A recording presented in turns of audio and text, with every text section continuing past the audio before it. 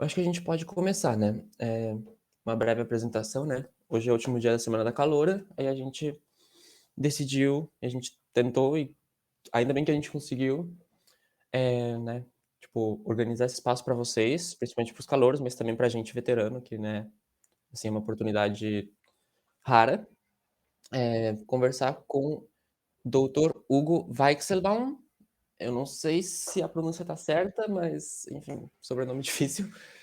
Eh, Sobre o futuro do urbanismo digital, que eu acho que é um tema, assim, que a gente vai ter que começar a ter mais contato, coisa assim, enfim. A gente não sabe exatamente sobre o que é a palestra, porque até, né, a gente não conhece tanto sobre o assunto. E se o doutor Hugo quiser começar, acho que a gente já pode começar, né, estamos em 42 pessoas, então tá liberado. Certo, obrigado, galera. Obrigado. Meu nome é Hugo Weisselbaum, tá? Você errou um pouquinho ali, mas tudo bem, acontece. Enfim, bom dia. Me sinto honrado de estar aqui com vocês. Eu recebi esse convite e fiquei super feliz de ajudar essa nova geração de arquitetos que está aí entrando agora, principalmente nesse momento, né? Então, como apresentado, como eu falei, meu nome é Hugo Weisselbaum. Esse é um nome, na verdade, artístico. Meu nome real é Apolo. Eu sou arquiteto formado pela Federal do Paraná. Então, eu já estive exatamente aí onde vocês estão. É uma caminhada longa para chegar daí até o lugar que eu estou agora, por exemplo. É, eu não consigo ver a cara de vocês, mas assim, eu sei que vocês são capazes de chegar lá, eu sei que foi uma longa caminhada até chegar aí, ou não, né? Não sei como é que vocês chegaram até aí, mas, enfim, eu acho que é uma tarefa bem grande a gente falar dos desafios do urbanismo digital daqui para frente, nessa era de novos normais e de transformações que extrapolam a própria existência e a própria comprovação do espaço urbano. Então, o espaço urbano ele vai se questionar, ele vai se auto-questionar nessa nova fase do urbanismo digital. Então, não sei quem que está passando os slides, mas se puder passar, só tinha entregado, que eu não tinha conseguido conectar aqui. Obrigado. Bom, assim que eu saí com uma nota máxima no meu TFG da Federal, assim, anos atrás, quando a gente fazia as coisas mais manualmente, agora acredito que seja tudo feito no computador. Assim que eu fiz o meu TFG, né, acho que vocês já sabem o que é o TFG, o trabalho final de graduação, eu fui selecionado para um mestrado em Nápoles para pesquisar sobre as cidades e sobre as suas intempéries humanas, que é uma expressão que eu gosto de utilizar. Só que para isso, né, para vocês entenderem o que é o meu trabalho do mestrado e agora que eu estou caminhando para o doutorado e o meu trabalho que eu faço, é interessante a gente falar dos antigos jeitos de se fazer em cidade. Então, por favor, passam o slide. Então, para vocês entenderem melhor esse tema do histórico, eu não vou ficar falando de todo o blá blá blá de como as cidades surgiram, Hititas, Olmecas, os Dvaravates, a famosíssima civilização do Vale do Danúbio. Eu não vou falar nisso, não vou me estender tanto, assim, isso é uma coisa que vocês vão ver nas aulas. Mas eu queria apontar aqui alguns acontecimentos históricos para mostrar a importância do desenho de uma cidade no momento presente. Então, coisas do passado que eles se fazem, então, presentes ou voltados até para o futuro. Então, primeiro, eu acho que tem um áudio ligado, eu queria pedir para desligar. Poxa, eu tô apresentando aqui.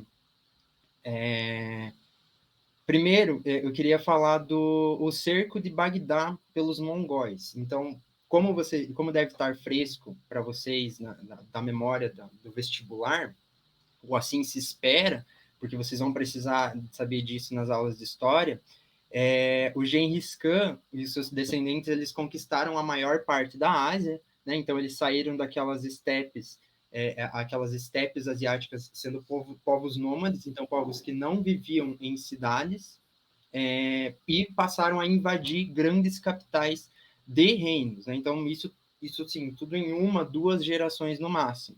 Então, soa quase como uma migração que a gente assiste assim, há décadas em vários países.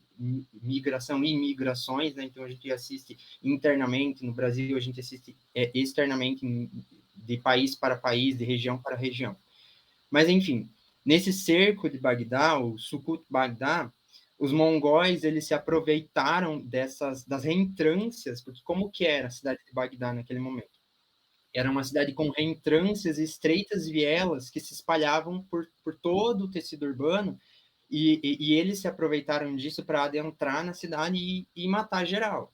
Então, assim, foi uma das primeiras comprovações da importância de avenidas largas para a segurança do ambiente urbano. E, assim, segurança no sentido de segurança nacional, segurança da nação mesmo, segurança das pessoas que moram ali. Entende? Então, se houvesse grandes ruas unificadas, os invasores eles seriam vistos e expulsos muito mais facilmente.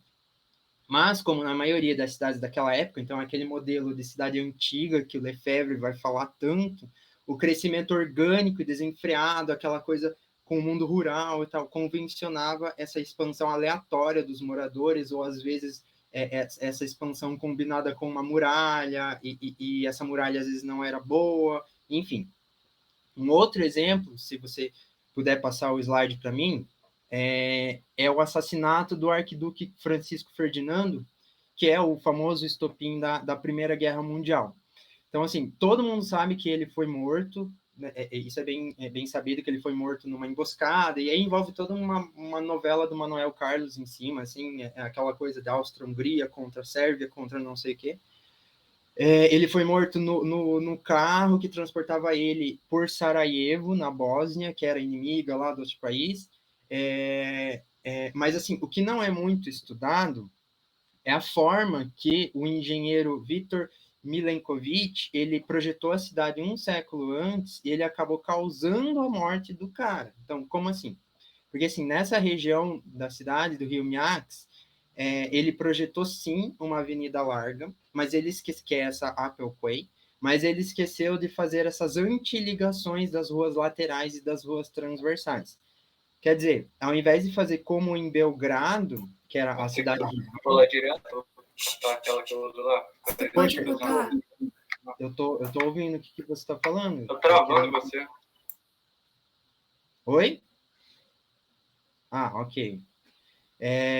Então, em vez de fazer como em Belgrado, que era a cidade rival, onde já tinha uma lei definindo uma operação urbana para deixar grandes avenidas livres para o trânsito com o incentivo de cul-de-sacs, e outros elementos de desenho urbano, em Sarajevo, esse engenheiro ele fez do mesmo jeito medieval. Então, ele fez do mesmo jeito medieval, grotesco, etrusco e tal. E aí, galera, olha só, o carro do arquiduque, naquele dia, ele passou por essa rua transversal, ali onde está a estrelinha, para alcançar a avenida, e o assassino ele estava ali numa padaria, boatos que ele estava comendo um bolo de chocolate, e aproveitou e deu os disparos. E assim, e o resto você já sabe. Então, isso é para mostrar o poder que se aprecia da cidade a partir do próprio desenho urbano. Então, como que o modo que a cidade é feita, ele se expande para uma guerra. Então, ele se expande para proporções de influência mundial. Então, assim, isso é uma lição histórica das cidades. Passa um slide. Passa o slide, por favor. Essa é uma lição histórica das cidades. E aí a gente chega na discussão moderna, naquele momento que o urbanismo é visto como uma ciência, aquela coisa toda, de não é mais só uma produção orgânica de casas e ruas e afins. Então, o que acontece nesse momento? Quando os arquitetos remelentos do modernismo, eles quiseram fazer um modelo de cidade universal. Esses edifícios, cidade do Le Corbusier, com toda essa baboseira de se viver, trabalhar e ter lazer dentro do prédio, esses bloquinhos, essas quadras, essas super quadras, essas grandes avenidas quadriculadas, Enfim, é toda essa ideia aí que é essa imagem do Le Corbusier para Paris é o maior exemplo.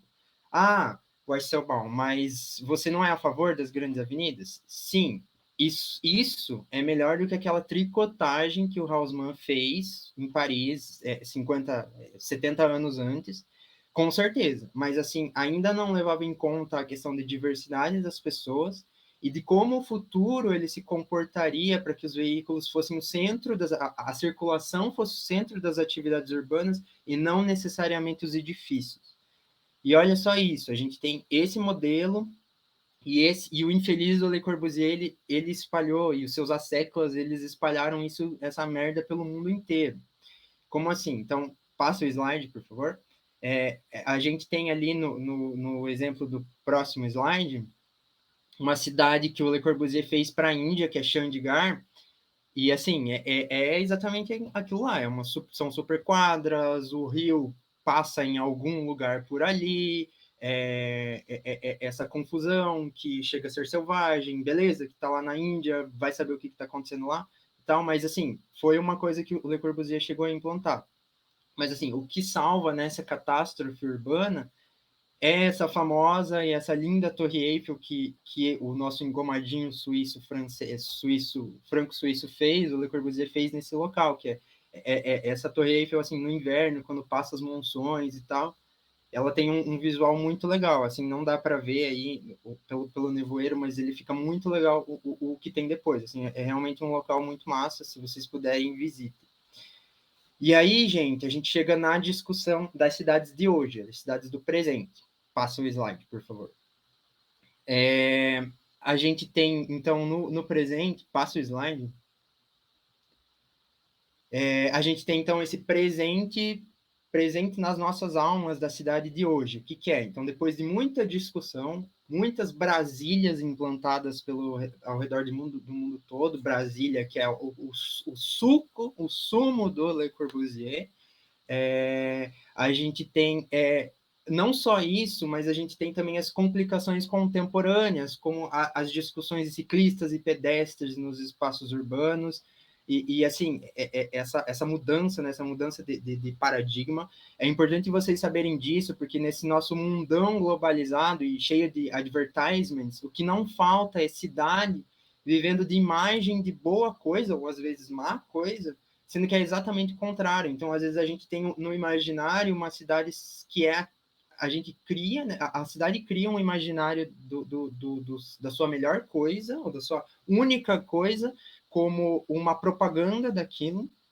e isso é espalhado pelo mundo, como se a cidade se resumisse àquilo. E às vezes é uma má coisa. Então pode ser questão de favelas, pode ser questão do BRT, no caso dessa imagem que é o BRT de Medellín. Enfim, a gente tem então não só essa questão das cidades modernistas, mas a gente tem essa questão das cidades advertisements. Enfim, então toda essa esfera que a gente estuda dentro do curso de arquitetura, ou assim, um pouco além, porque muita coisa as aulas de urbanismo deixavam a desejar nesse curso, as professoras não são tão boas, enfim. Isso me formou a base quando eu saí, quando eu me graduei, quando eu era ali um simples bacharel. Aí a gente chega no momento que eu vou para o meu orgulho da minha área acadêmica, que é o meu mestrado. Então, passa o slide, por favor. Que a minha pesquisa de mestrado, que eu fiz lá em Nápoles, ela se desenvolveu, que eu fiz anos atrás, né, eu já sou mestre, ela foi feita para eu trabalhar em cima da temática de hiperespaço urbano. Então, o que significa a palavra hiper? A palavra hiper é uma coisa em cima da outra coisa. Então, é um tumor em cima do tumor, um hypertumor. Então, assim, é o espaço urbano dentro ou sobreposto ao próprio espaço urbano. Assim, então, é até uma piadinha que eu coloquei no meu subtítulo da minha dissertação, que é o Lefebvre into Lefebvre. Então, a gente tem ali o próprio Lefebvre se discutindo. Então, a gente tem alguns textos do Lefebvre que ele faz essa discussão sobre si mesmo, ele parece assim, uma Clarice Lispector falando dele mesmo e tal. Então, conversa muito com o trabalho dele de cidades, mas assim, ele ainda não tinha tanta essa visão que a gente tem agora, que eu estou trabalhando agora. Mas, assim, é super interessante porque tudo parte do Lefebvre, tudo parte desse bendito francês. Mas, enfim, é uma teoria, essa questão do hiperespaço urbano, uma teoria super recente, para falar a verdade, com esse nome, que muitos estudiosos, alguns estudiosos indonésios e canadenses, eles têm trabalhado bastante. E eu resolvi explorar essa problemática de como que alguns estudos de caso, então, aí eu vou para a metodologia de estudo de caso, já vou explicar outra metodologia que eu utilizo, como que esses exemplos, eles comprovam essa teoria e como eles podem ser usados, então, como que essa questão do hiperespaço urbano pode ser usada para fundamentar renovações e revitalizações urbanas de grande escala. Então, assim, como que se caminha para o urbanismo do futuro. Então, o primeiro estudo de caso ali que eu coloquei é sobre a cidade murada de Kowloon, né? Essa Kowloon City, que era um enclave super denso em Hong Kong, era assim, um dos lugares mais densos do mundo em proporção, tipo, tem lugares mais densos, tem favelas mais densas que isso, tem edifícios mais densos quando a gente olha, faz o recorte territorial, mas assim, esse Kowloon City, ele era um dos lugares mais densos em proporção, assim, porque ele era essa cidade da anarquia, crescendo para cima, assim, muitos pavimentos, tudo muito junto e tal, tal, tal. E naquele momento ali, 40, 50 anos atrás, a gente tinha uma Hong Kong que estava saindo finalmente daquela dominação colonial britânica, que teve toda aquela discussão do pós-guerra, e os britânicos não foram capazes de salvar o local da invasão japonesa, então daí veio aquele sentimento anticolonial e tal, tal, tal, mas tinha toda aquela discussão se deveria voltar ou não para a China continental, já tinha aquela discussão de Taiwan era China, China que não era China, enfim. Então, Hong Kong estava caminhando para se tornar uma coisa nem Reino Unido, nem China, mas uma coisa semi-independente ali, então estava se modernizando, e nessa modernização, essa questão do Kowloon City era um enclave, era uma barreira que deveria ser superada. Então esse local ele foi desmontado há uns 30 anos, no início dos anos 90, e ele deu lugar a um parque, então hoje é um parque, é o Parque de Kowloon, assim, é uma área toda arborizada, um paisagismo bem diferente, bem interessante. Então, o que era um dos lugares mais populosos do mundo, quando a gente coloca em proporção, vem a ideia dessa remoção dessa anarquia e essa recuperação total do ambiente anterior, do ambiente exterior também, e ela se encaixa nessa perspectiva do hiperespaço, e daí vai envolver toda uma biologia, porque espécies da fauna foram redescobertas no meio dos destroços, então teve um renascimento biológico também. Outro caso, passa o slide, por favor, é o caso da Cidade do México, que foi construída, a Cidade do México ela foi construída inteiramente sobre o aterramento do antigo Lago Texcoco. Então, e sobre os escombros da antiga capital asteca de Tenochtitlan. Então, assim, a gente tem uma área gigantesca assim do Lago Texcoco. Ele é um lago, tipo, poxa, pode, né? Me interromper no meio, mas tudo bem, pode fazer. Você disse que virou um parque aquela última edifício Isso. que você mostrou, mas o que aconteceu com as pessoas que estavam lá? Tipo, Elas foram removidas para as periferias da cidade em edifícios residenciais que foram construídos junto com a expansão do metrô. Então, assim, todo o Mass Rapid Transit de Hong Kong ele é propriedade do governo. Então, as terras são propriedade do governo. Então, as pessoas elas foram removidas para esses lugares na periferia geográfica, né? Mas junto da rede de transporte de massa, beleza? Então, vou continuar aqui. Então, eu peço que o pessoal não me interrompa, só para eu, pelo menos, chegar até o fim. Depois eu abro para perguntas, beleza? Tudo isso? Essa remoção das pessoas? Olha, eu vou falar, você vai ficar bem claro qual é a minha opinião ao longo da apresentação. Pessoal, olha, pessoal do GAL aí, eu peço que não me interrompam. Não sei se era alguém do GAL que falou agora, mas eu peço que me interrompam, que a gente converse, abra esse espaço lá no final, beleza? Então, falando ali da Cidade do México,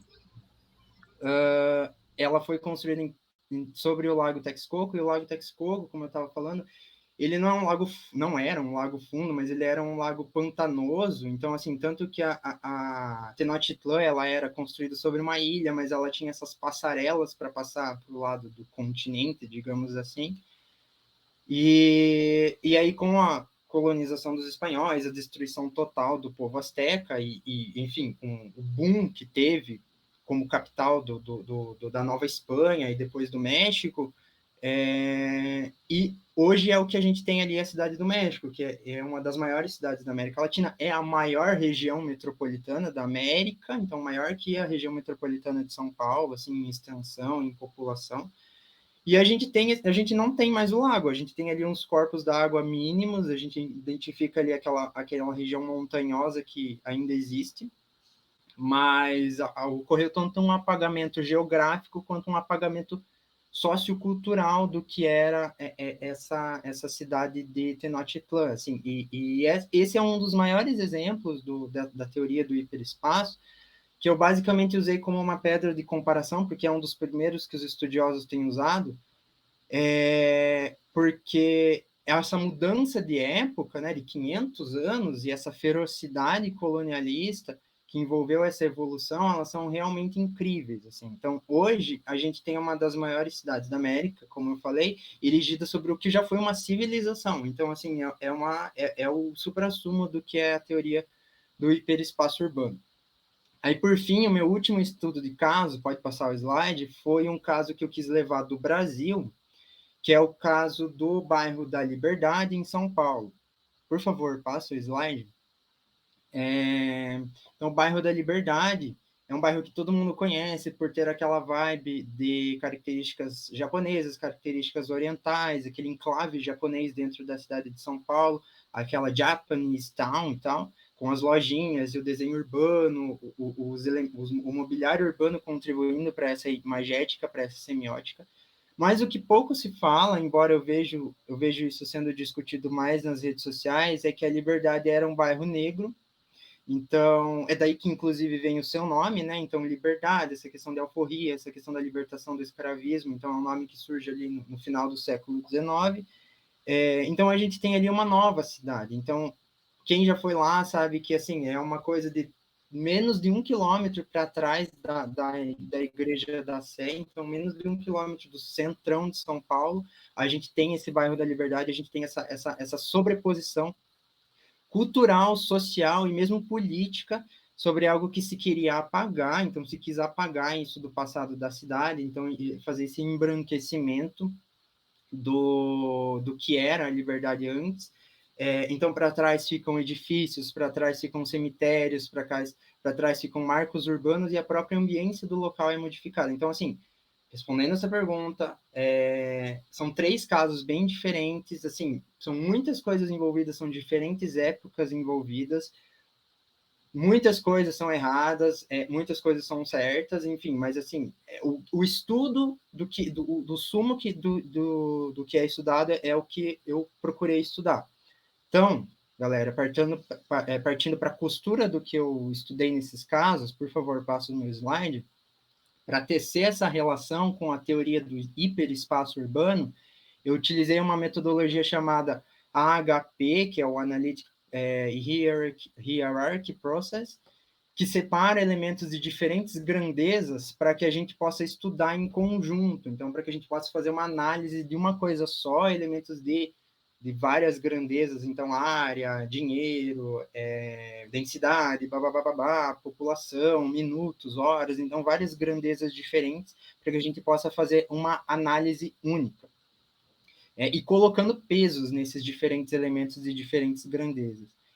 É uma metodologia assim, super usada na análise multicritério, então multicriterial analysis, já tem uns 40 anos de uso e ela vem sendo cada vez mais aperfeiçoada. Ela se iniciou em estatística, então é uma coisa matemática, estatística, mas ela tem sido muito aplicada em urbanismo e na geografia urbana por justamente por os espaços urbanos se tratarem de coisas com muitas grandezas, né? Então multicritérios. Então, eu utilizei essa metodologia. Então, no meu caso, eu fiz uma avaliação comparativa de par a par, que é o que a OHP faz, de elementos como geografia. Então, geografia. Então, seja como que esses lugares, esses 3 lugares que eu falei, eles mudaram a sua geografia por aterramento, por uma limpeza total do local, enfim.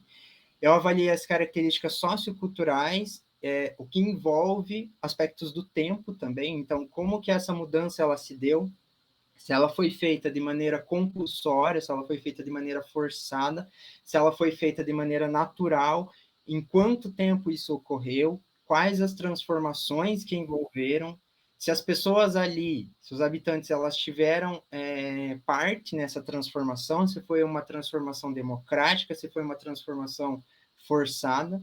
Eu observei também os custos, e assim, em geral, custos de grana mesmo, mas, por exemplo, no caso de Tenochtitlan, a gente eu não tinha como mensurar isso.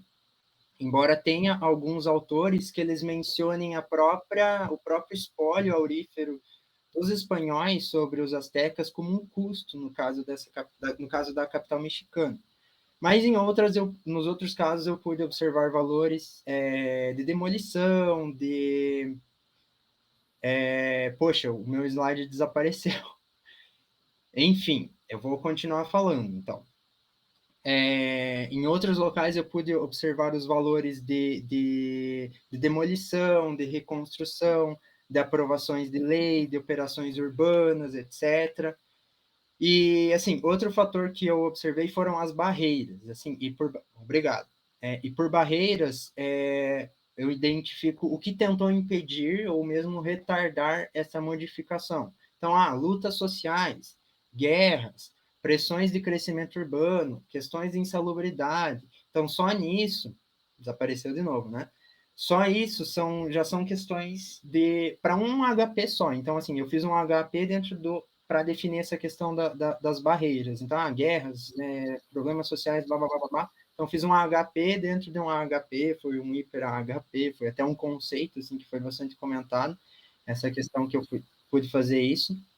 E aí, por fim, a gente tem essa parte das espécies nativas, que, como eu falei, ela foi um ponto específico no caso de Hong Kong e também no caso de Tenochtitlan, logicamente pela extensão daquilo, em que houve um apagamento das espécies da fauna e flora endêmica em todo o processo, então eu achei interessante colocar.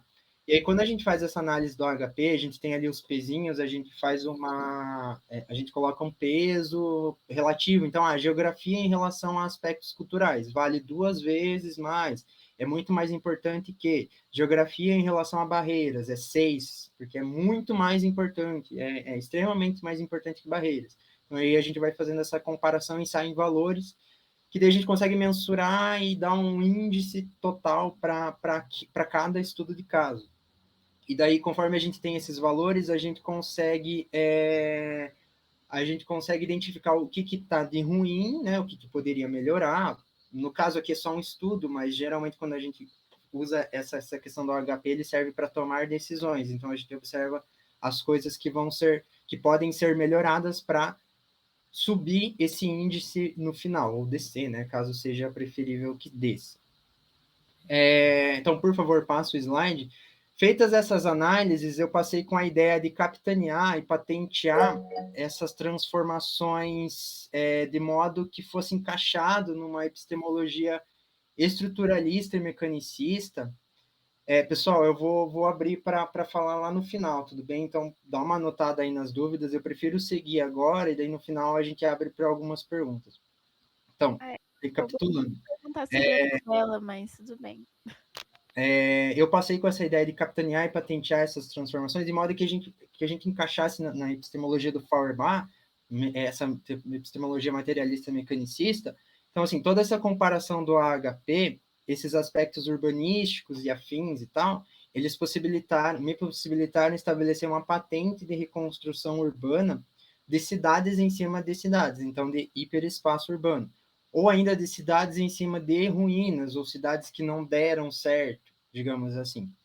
Então, desde o final do meu mestrado, eu venho tentando uma parceria com alguns pesquisadores da Turquia para a gente escrever artigos sobre a possibilidade desse capitaneio de reconstrução de cidades turcas em cima de ruínas de cidades de origem armênia no leste do país.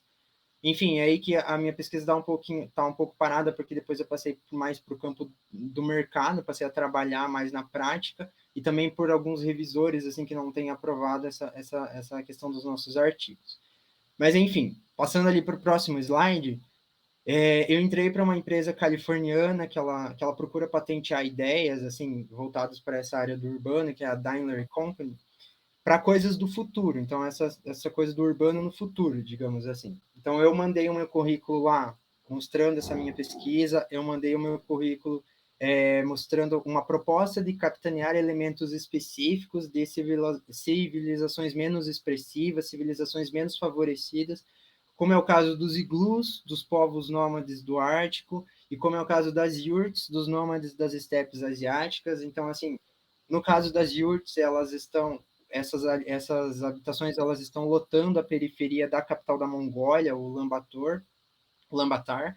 É realmente um horror o inverno que acontece lá, porque é a capital mais fria do mundo, então, assim, a cidade ela fica imersa numa fumaça super foda, porque as pessoas elas têm que queimar qualquer coisa para se manter aquecidas, e daí elas têm essas casas, então é um modo de vida, é um modo de construção que foi de nômade, foi de fazer e demolir e refazer de novo para dentro da cidade para se transformar em permanente, né, para se transformar em intermitente. Então, assim, eles me aceitaram lá na empresa com essa ideia que eu propus, e lá a gente começou a desenhar modelos de cidades que substituíssem os falhos meios de transporte de BRT. Então, pode passar o slide.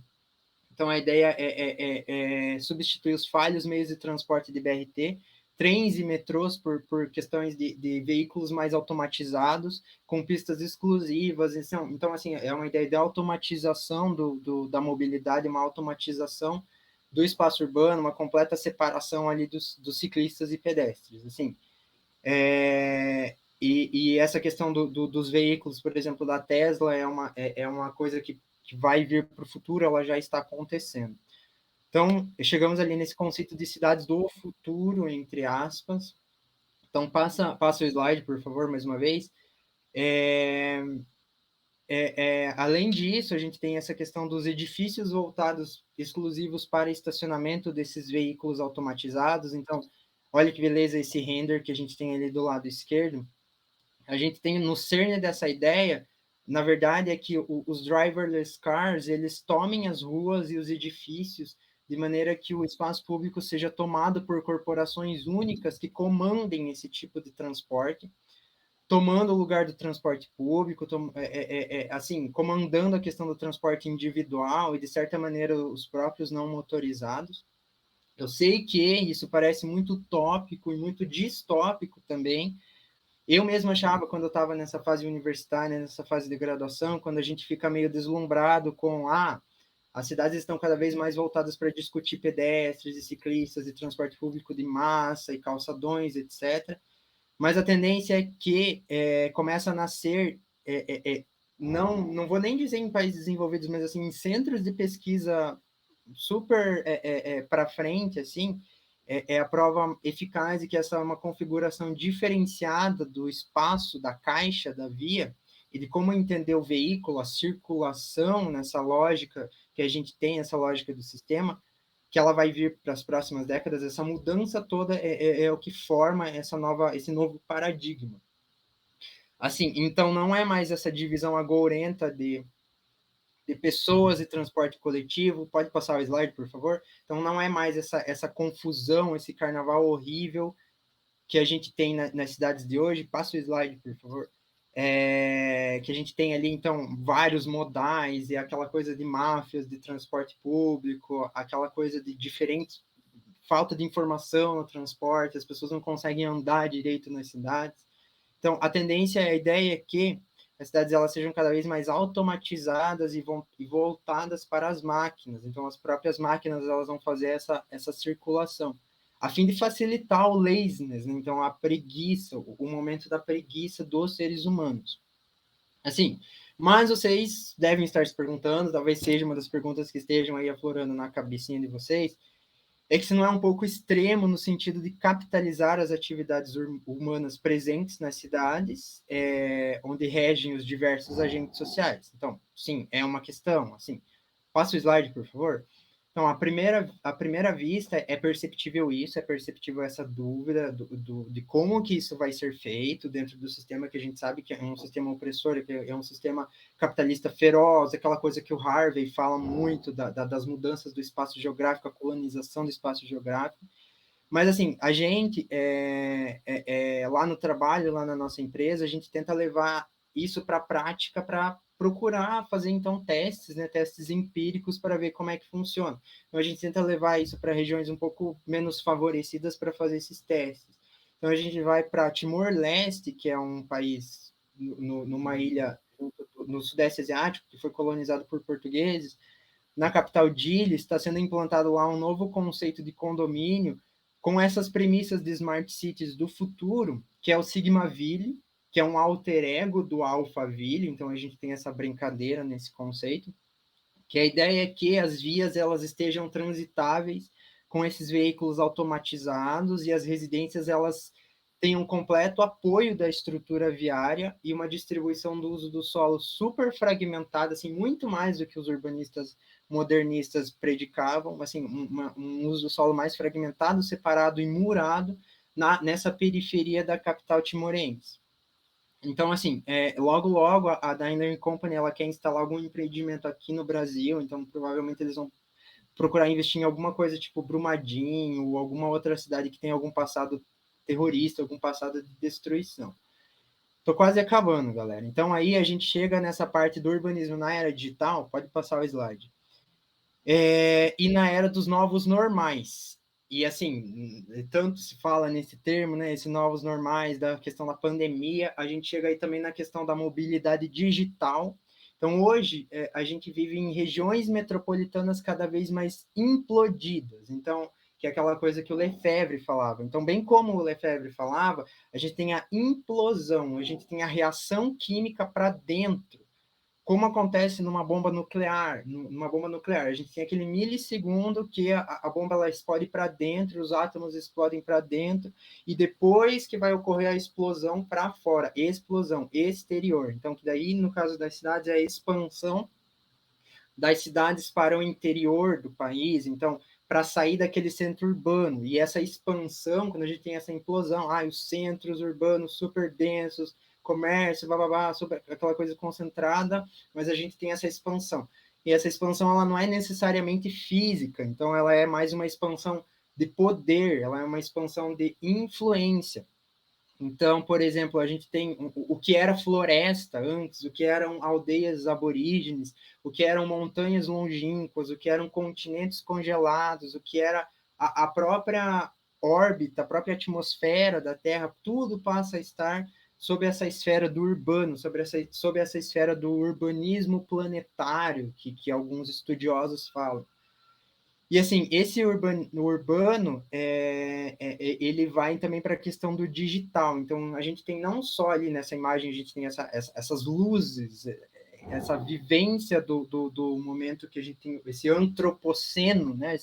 Essa era antropocena do ser humano, mas a gente tem também a questão do mundo digital. Então, peço ali para passar o próximo slide, porque esse urbano é mais do que material ou retido aqui na nossa dimensão do planeta Terra. Passa o slide, por favor. Porque, assim, com a ascensão desse mundo digital, a gente vem um momento da colonização do espaço digital, porque, assim, é um espaço que ele está para além dos nossos cabos e smartphones. Então, é um mundo que acontece dentro do nosso mundo. Então, é praticamente uma hiperterra, um hiperplaneta. Então, para isso, eu quero colocar esse trecho desse anime Digimon, assim, que eu acho bastante elucidador nesse tema. Você, não sei quem está com o slide, mas pode dar play, espero que saia o som. Não tá saindo som, infelizmente, mas pode dar play assim mesmo, só para mostrar ali, porque ele vai falar, eles estão ali no momento que eles estão lá no mundo, e aí ele vai falar, essa é a rede de computadores da Terra, e essa é a rede de computadores do Digimundo. E aí é a mesma coisa. Então, eles estão dentro da Terra, mas eles não estão na Terra, eles estão vivendo, aí eles vão falar, esse Digimundo ele existe como uma sombra na Terra, porque ele faz parte da rede de computadores da Terra, mas não é a Terra, é algo a mais, então é algo que eles estão em uma outra dimensão. Então, assim, ó, então ele vai mostrar, é a Terra, dentro da própria Terra, um continente, vários continentes acontecendo ao mesmo tempo. Então, é uma colonização do mundo digital. Infelizmente, não deu para ver essa questão do áudio, mas enfim. E assim, essa questão da expansão do urbano para o mundo digital é um campo amplo para a exploração de pesquisadores e planejadores urbanos, assim, então fica aí a provocação para vocês que vão se formar daqui 5, 7 anos, ou quanto tempo levar. E assim, ainda não acabou, por favor. E não só isso, mas mais para o futuro também, não só essa questão do mundo digital, mas a gente tem a expansão urbana para além do planeta Terra, para além do nosso mundo. Então a gente tem essa questão, essa possibilidade de terraformar planetas inteiros para abrigar novas civilizações que fujam desse urbanismo em colapso, que muitas vezes se recusa a aceitar melhoras. Então, fugir desse urbanismo que a gente tem aqui hoje, que é essa coisa meio selvagem. Então, a nossa espécie humana, ela é perdida, ela meio que se vê perdida agora. Então, assim, dando essa finalidade, eu acho que os maiores desafios agora para o urbanismo do futuro digital, são essa abrangência do urbanismo, do urbano, da própria essência do espaço urbano, e essa transfusão com a realidade material, quando a gente pensa no materialismo do Feuerbach, com esse mundo digital. Inclusive, eu vou pegar aqui uma fala de uma pesquisadora chamada Faranaki Takeuchi, que ela fala o seguinte, ela fala, o fenômeno da explosão do Lefebvre, que eu falei tanto ali, a gente tem essa implosão, depois explosão, e da urbanização planetária, que vai falar o Schmid, o Brenner e outros geógrafos, que é, em suma, a fase da urbanização crítica, que o Lefebvre tanto falava, vamos chegar no momento da urbanização crítica, urbanização 100%.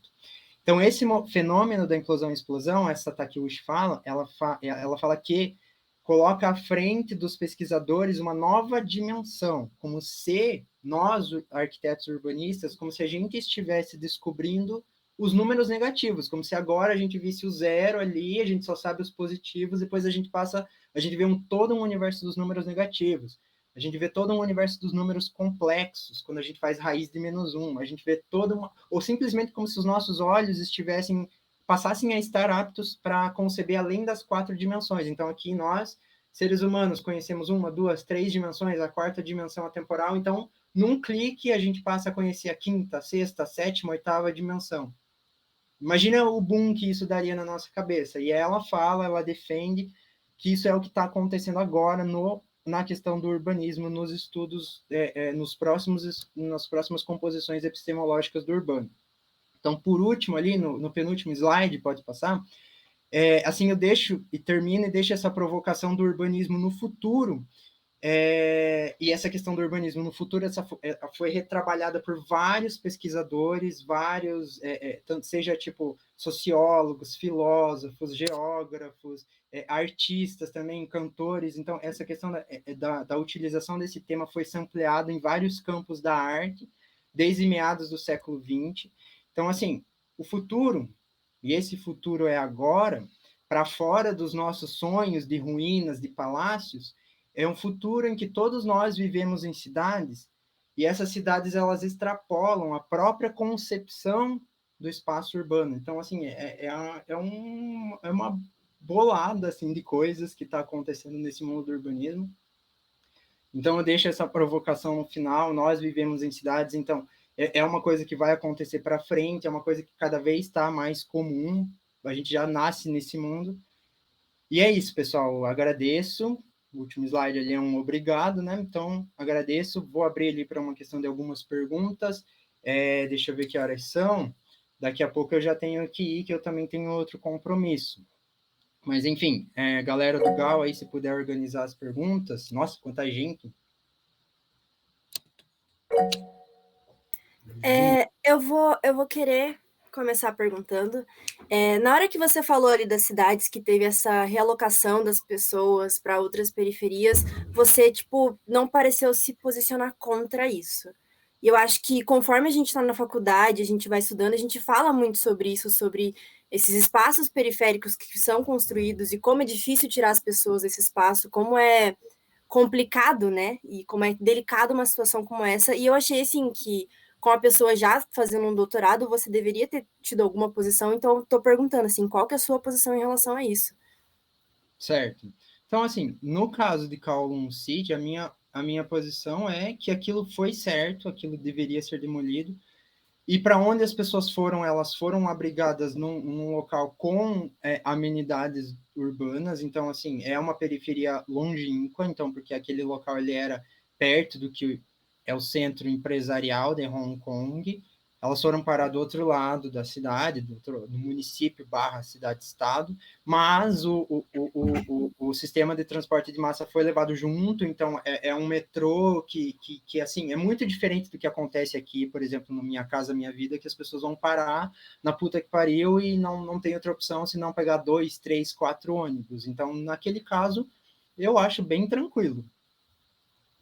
Mas você tira a pessoa do espaço em que ela já está acostumada, em que ela vive, você leva para um lugar muito mais longe e você faz ela andar horas nesse transporte público e tá tudo bem, tá tudo certo nisso. Não. No caso do que acontece no Brasil não tá certo, mas no caso do que aconteceu lá, tá tudo bem, porque é uma cidade só e é um transporte assim muito superior ao que a gente tem aqui. E aquilo que eu falei, pelo fato de o espaço, os lotes lá serem da própria propriedade do governo, o crescimento ele é mais controlado nesse sentido de impedir que as pessoas vão parar em periferias sem essa infraestrutura necessária, que daí aconteceria da pessoa ter que pegar vários ônibus, passar horas no transporte público. Era isso mesmo. Eu queria fazer um comentário agora também. Era mais perguntar mesmo o que a Izzy colocou, mas também tentar entender, assim, por que desse seu posicionamento, sabe? Ao longo da graduação, a gente aprende essas dinâmicas urbanas e como elas funcionam e essa relação de marginalização e tudo mais. E por que, exatamente, porque não faz o mínimo sentido na minha cabeça alguém defender que isso é normal. Ainda mais a gente que está em um curso de sociais aplicadas e a gente tem que pensar nessas populações e nessas consequências que são geradas, sabe? Certo. Deixa eu ver seu nome, Júlia.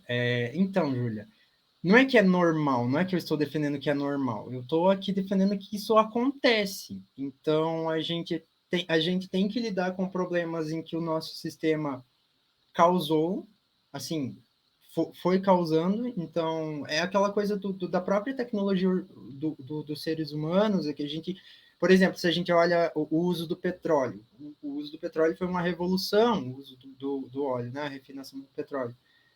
Só que naquele momento não se sabia que iria ser tão ruim por aumentar a emissão de gás carbônico, a emissão de gases poluentes, efeito estufa, aquela coisa toda e tal, que é uma coisa que a gente está agora resolvendo. E, tipo, nesse caso, a gente tem problemas envolvendo, problemas acontecendo nessa resolução de problemas. Então, assim, é uma coisa bem complexa quando a gente traz para esses problemas esses problemas de habitação urbana, quando a gente tenta resolver esses problemas que outras gerações causaram, que o próprio sistema causou, a gente vai acabar não saciando a vontade de todos, não vai resolver tudo, mas a gente faz do jeito que seja melhor, e assim, tipo, Melhor na para quem minha pode, né? formação, Melhor melhor, para quem melhor tem para todo dinheiro, mundo, né? assim. Então, a gente tem essa Não sei que é pesquisa, todo mundo é esse que você tá falando. não, é todo mundo que está envolvido ali, então a gente sabe que, como eu falei, a questão da mudança compulsória foi uma coisa que eu estudei na minha área, na minha pesquisa, é uma coisa que a gente estuda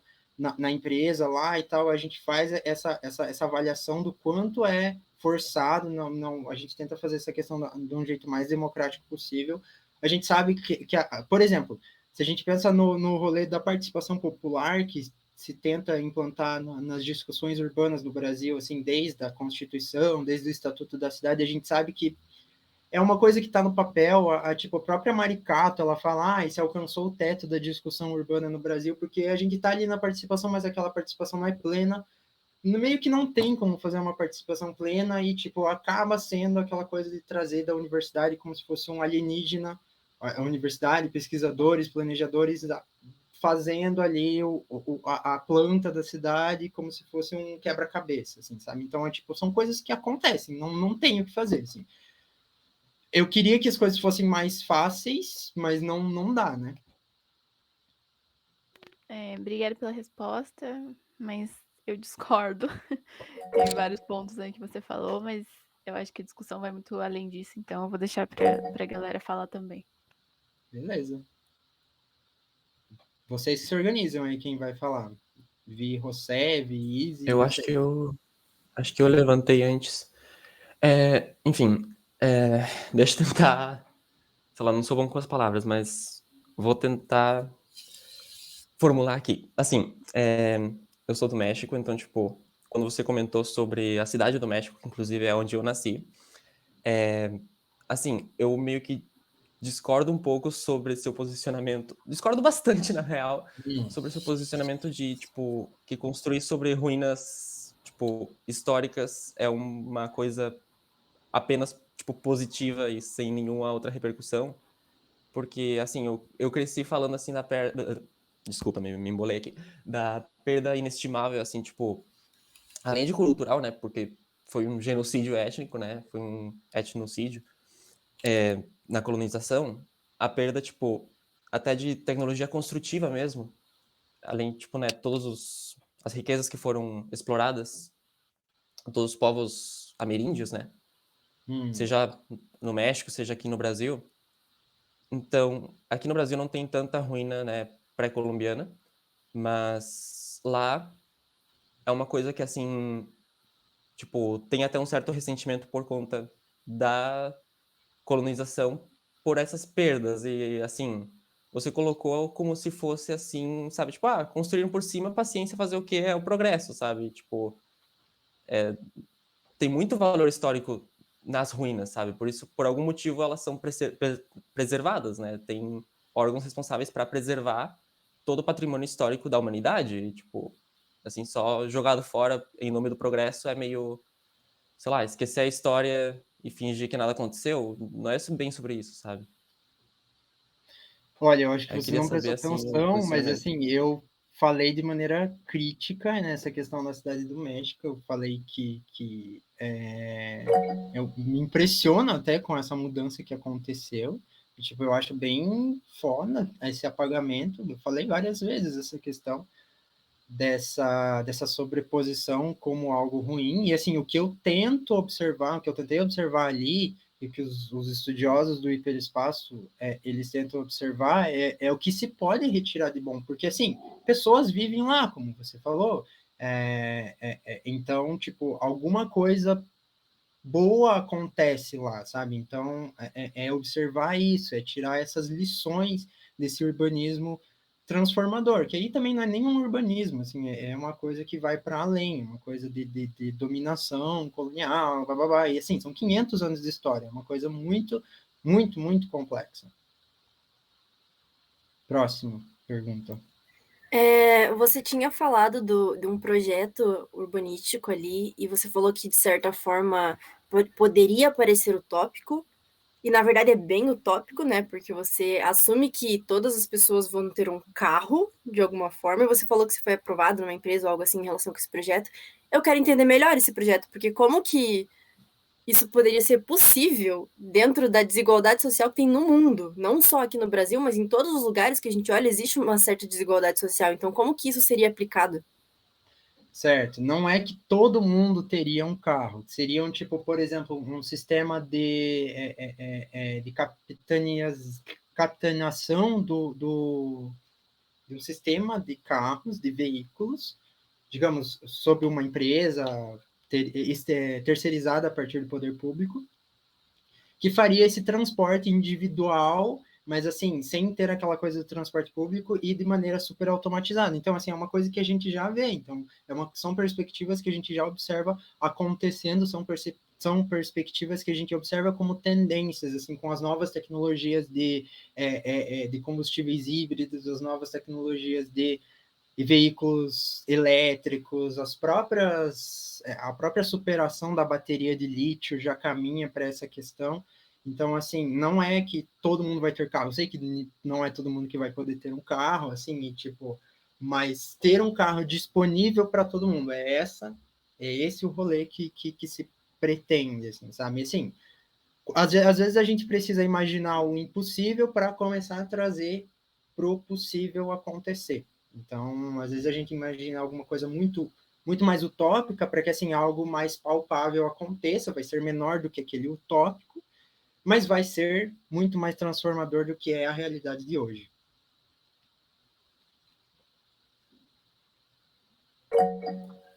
Gente, será que não daria pra gente deixar um momento pros calouros perguntarem também? Que eu acho que quem perguntou até agora foi veterano, né? Por mim, tudo bem. Eu tinha levantado a mão. Também. Ai, desculpa. Pode ser. Mas tranquilo, se alguém quiser falar. Agora é a hora. 54 pessoas, ninguém fala nada. Às vezes o silêncio é melhor. É, às vezes o silêncio é a nossa resposta. Nenhuma carinha eu vejo. Bom, se não tem mais dúvidas, então... Oi, licença, eu tenho uma pergunta. Tá dando pra me ouvir? Sim, não sei quem é você, não Eu só não entendi.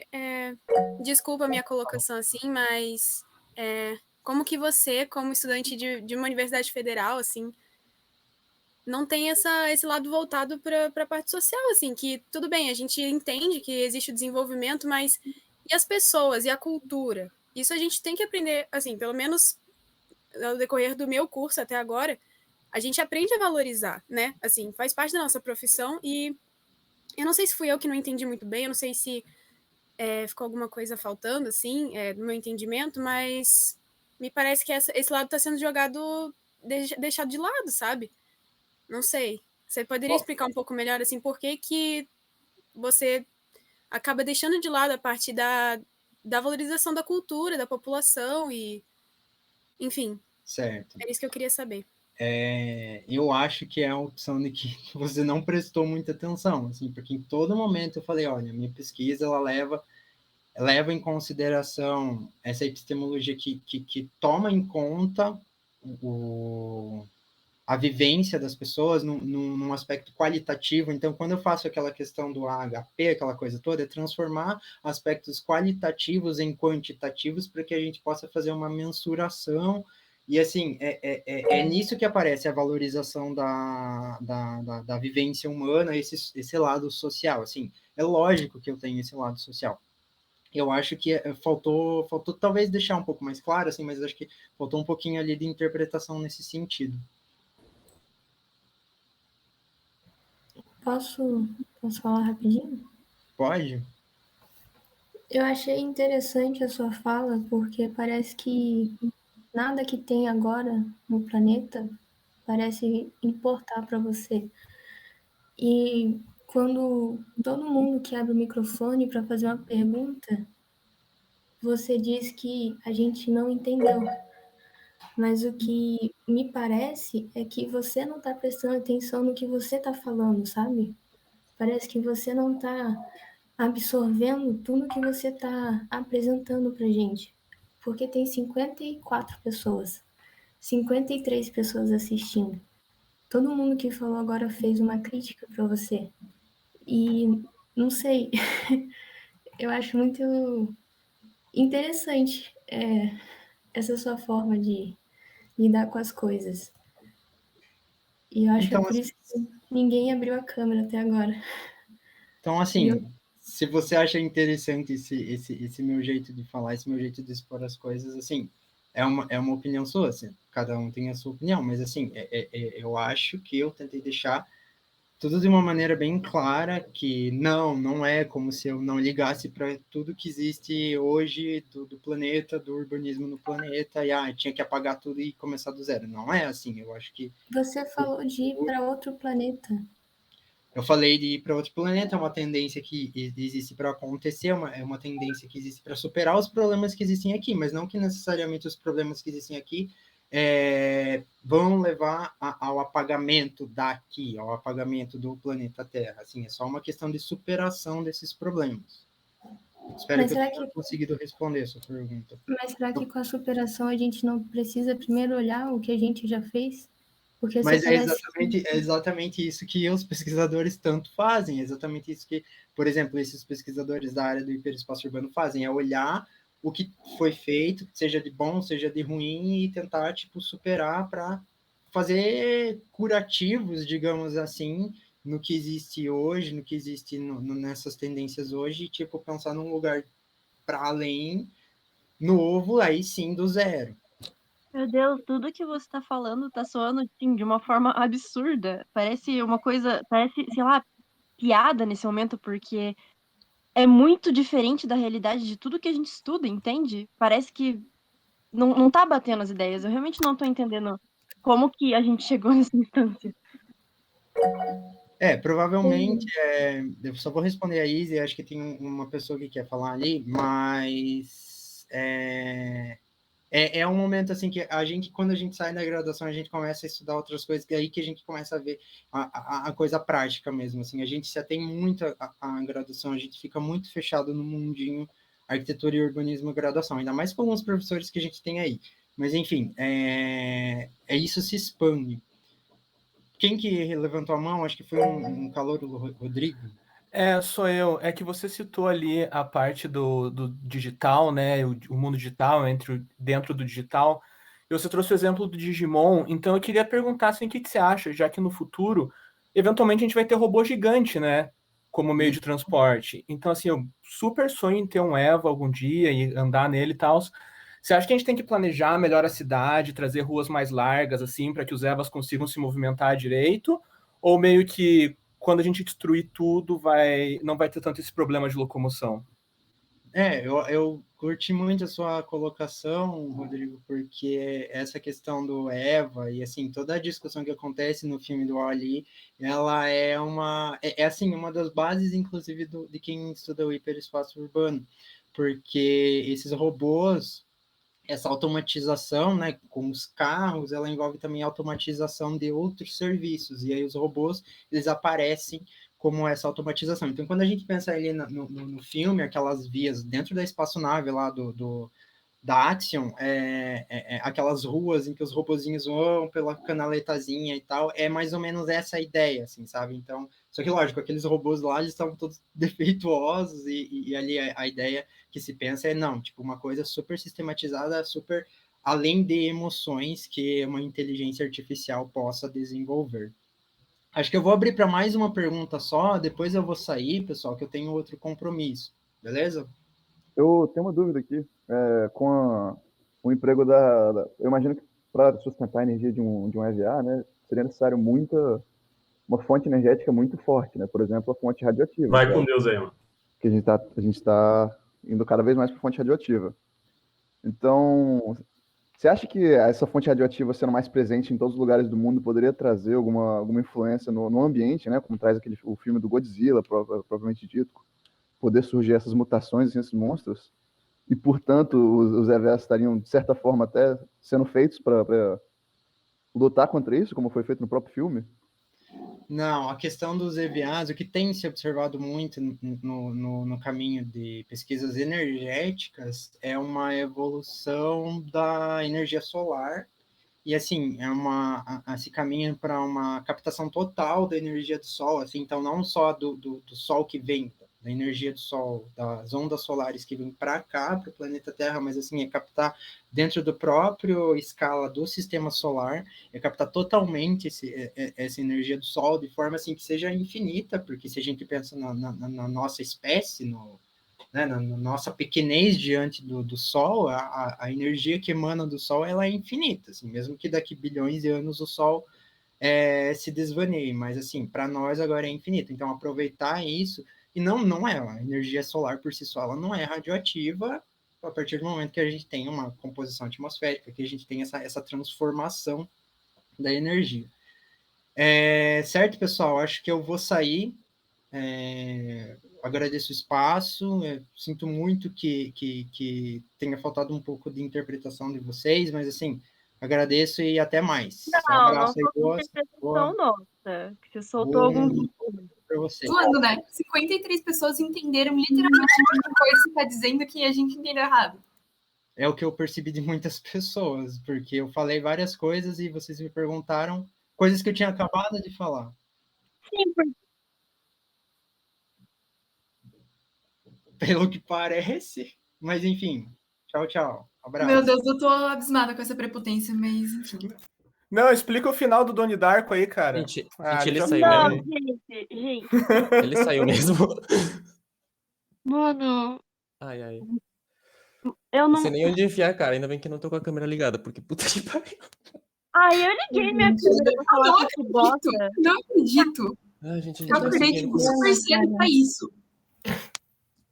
Mano, todos os professores falando super bem dele pra, tipo... Nossa, eu tô muito irritada, cara. Qual que era o nome dele completo? Ai, Era Hugo. Eu não sei, ele falou que tinha um outro Era nome. Hugo. Mas Ele era tinha tipo falado um algum artista. outro nome lá também. Não entendi. Apolo, eu Apolo. acho. Só que ele não falou o Por isso sobrenome também. Meu Deus. Olha, Tá eu se tentei comparando falar com sobre o nome Deus. dele, mas não consegui. agora sim, tem a galera no grupo quebrando pau e falando que, tipo, é culpa da Comorg. Sinto informar, Pois é. gente. Tipo, os professores indicaram, os professores mandam a gente se inspirar no cara. A gente não tinha como saber que o cara era uma piada, entendeu? Então eu acho muito injusto, tipo, Não, e aí eles falaram pra soltarem... gente, tipo, ele inclusive é aluno da UFPR, sabe? Tipo, foi aluno da UFPR, então assim, a gente não esperava que fosse um posicionamento tão assim, desse jeito. Posicionamento de piada, né? Que isso não é um posicionamento. O cara só foi babaca, só. Não tem nem como... Ai, sem condições, entendeu? Essa prepotência também. Ai. Gente, eu queria pedir desculpa mesmo. A gente pensou, a gente fez propaganda, a gente gravou esse, né? A gente Tá gravou. gravado. Bruno, tu vai postar foi... isso? Acho que não sei. Não sei, velho. Tem que postar, né? Pro cara passar tem que vergonha postar, na né? internet. Pode ser. Ai, gente, desculpa, de verdade mesmo. Não era o que a gente esperava. Nossa, cara, eu tô bem chateada. Foi tão difícil a gente conseguir pra ser essa merda, mas enfim. Cara. A gente pede desculpa, né?